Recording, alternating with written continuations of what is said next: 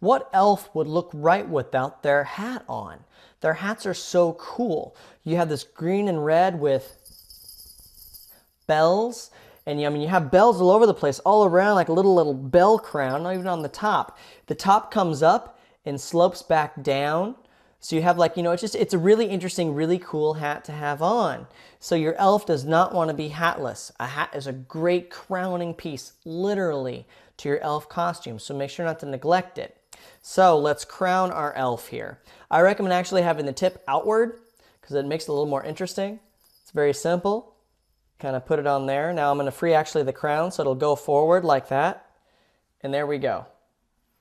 Basically, it'll come down to right, little, not even quite to your temple on most of these elf hats. It'll be about mid half of the way down your head, and that's about as far as it is. Don't press it. It shouldn't be on super tight. It shouldn't be constricting your head and hurting.